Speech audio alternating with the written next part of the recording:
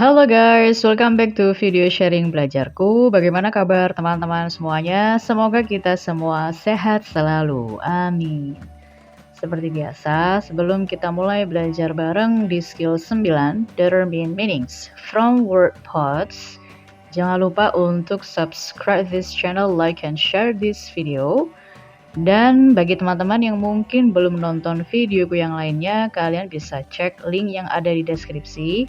Di situ ada beberapa e-book belajar bahasa Inggris yang bisa di-download secara gratis. Dan sekarang kita akan masuk ke skill 9. Determine meanings from word parts. Nah, jadi kita masih membicarakan seputar vocabulary ya, teman-teman. Bagaimana kita bisa menjawab pertanyaan seputar kosakata dalam bahasa Inggris. When you are asked to determine the meaning of a long word that you do not know in the reading section of either paper or computer TOEFL test, it is sometimes possible to determine the meaning of a word by studying the word parts. Jadi ketika kita ditanya pertanyaan seputar vocabulary atau kosakata, kita bisa salah satunya yaitu menentukan makna dari kata itu dengan cara mempelajari bagian katanya. Salah satu caranya ya di skill 9. Kalau di skill 8, kita akan mempelajari berdasarkan structural clues. Jadi ada clue-nya di kosakata tersebut yang biasanya ada tanda bacanya. Kayak ada tanda komanya atau ada tanda petiknya gitu ya. Nah, kalau di skill 9 ini kita mempelajari dari bagian katanya. Nah, seperti apa? Kita langsung lihat contoh soalnya. The word vividly in line 6 is closest in meaning to. Nah, jadi kita ditanya kata vividly. Kalau udah tahu sih bisa langsung jawab ya, teman-teman. Nah, tapi di sini kita juga diajarkan bagaimana caranya menentukan makna berdasarkan bagian katanya. Nah, vividly kalau berdasarkan di sini kan sudah ada underline jawabannya ya, in a lifelike way. Nah, sekarang kita coba baca penjelasannya gimana maksudnya dari bagian kata itu. This question asks about the meaning of a word vividly. To answer this question, you should notice the word vividly contains the word part viv, which means life. Nah, jadi ada bagian kata yaitu viv ini ya, teman-teman. Viv itu artinya adalah life. Makanya jawabannya jadi yang C, a life-like way. Nah, itu maksud dari bagian katanya. Sekarang kita lihat contoh yang lain ya. Look at the word misspelled in the passage. This word is closest in meaning to incorrectly written. Misspelled. Sebenarnya kita sudah pasti tahu ya, maksudnya misspelled itu kata-kata yang cukup umum kita temukan dalam bacaan gitu ya. Jadi mungkin kalaupun kita tidak melihat dari bagian katanya, itu kita sudah tahu artinya. This question asks about the meaning of the word misspelled. To answer this question, you should notice the word misspelled contains that word part miss. Jadi ada bagian kata yaitu miss di sini ya, yang artinya adalah error atau incorrect. Makanya jadi incorrectly written.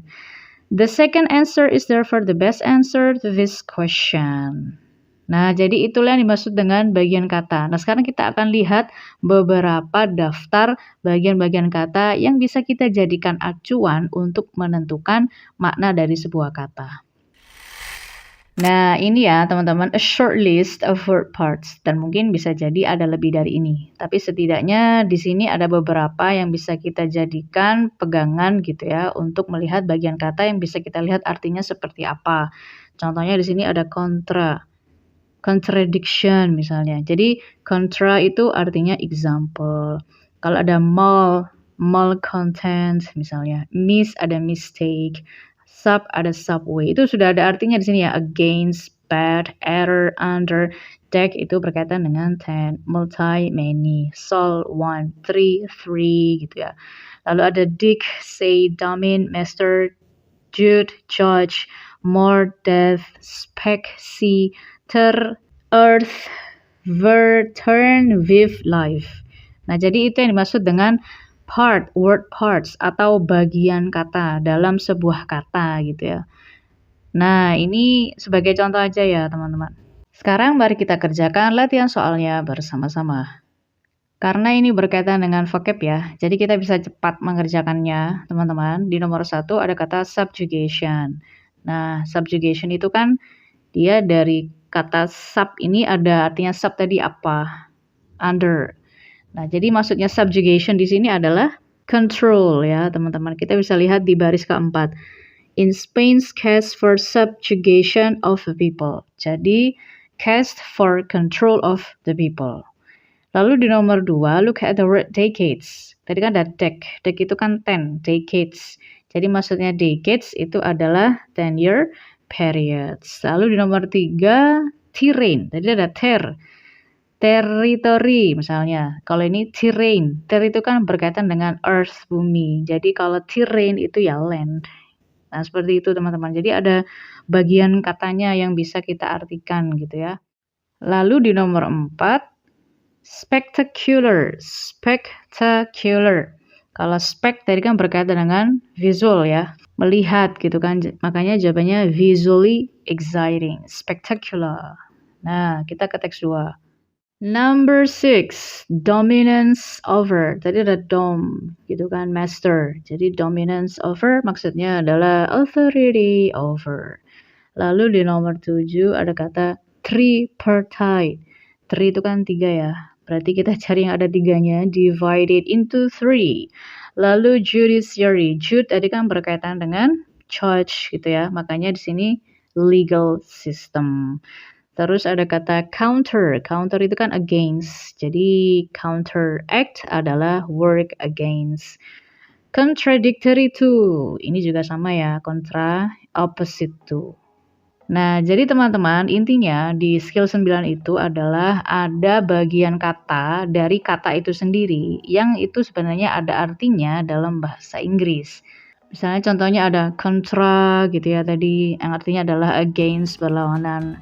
Ada juga tadi dec yang artinya 10, ada decade misalnya. Nah, jadi memang ada bagian kata yang ada artinya di dalam bahasa Inggris. Teman-teman bisa lihat listnya tadi ya. Itu juga bisa dijadikan acuan atau pegangan untuk kita mengartikan sebuah kata.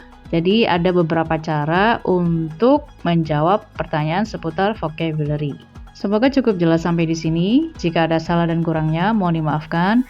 Jika ada pertanyaan, saran, dan kritik, boleh tulis di kolom komentar. Thanks for watching and thanks for all of your support. Don't forget to like, share, and subscribe. See you on the next video. Bye-bye.